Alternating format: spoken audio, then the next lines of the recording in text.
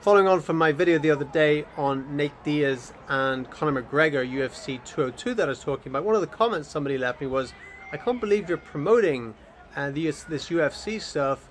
I'm really surprised at this. I thought you were a spiritual man, was one of the comments I had. And that's an interesting comment because, you know, well, I've never said to anyone that I was a spiritual man or a spiritual person or whatever. I never said, oh yeah, I'm a spiritual type of guy.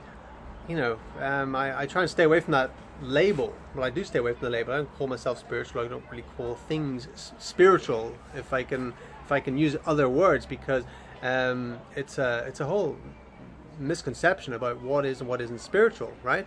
We're here in this third dimensional plane, so we're both spiritual and material beings.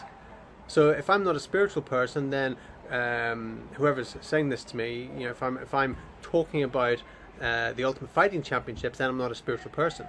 So then what are the people that are actually fighting in the Ultimate Fighting Championships? Are they not? They must be like really unspiritual. You know, if they're actually in it fighting, I'm only talking about it and I'm not spiritual. So what are they? So they must be super unspiritual, you know? It's like JP Sears, who talks about being ultra spiritual. These guys must be super unspiritual, you know, ultra unspiritual.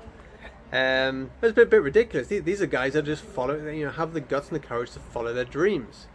Yeah. So Conor McGregor, is he a spirit? Is he not a spiritual man? You know. I think he's a very spiritual man. He's also a very material man. He loves the money, and he's not afraid to say it. You know. Isn't that part of spirituality, of being authentic? You know. But I believe it's better to be you know, to be authentic as you can, be as real as you can. You put a label on yourself that you're spiritual, you limit yourself. Or it can only be a certain way. You can only live between certain parameters if you label yourself as being spiritual. You know, and you're going to miss out a lot. You're going to repress a lot within yourself if you only see yourself as being spiritual. You're both a spiritual and a material being. Embrace both sides. You know, I give respect to those guys in the UFC. They've got the courage to follow their dreams, to get to the top of their game.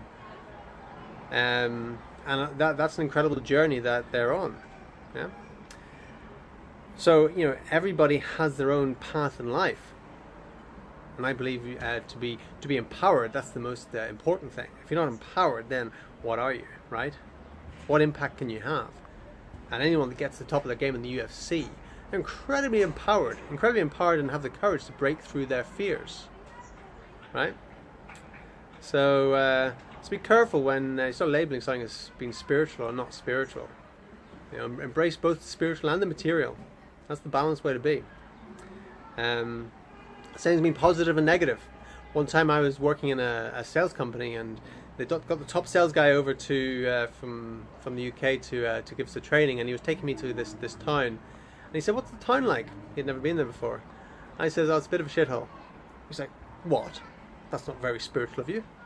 I heard that you're..." Oh, sorry, that's not very positive of you. I was told you're a positive guy.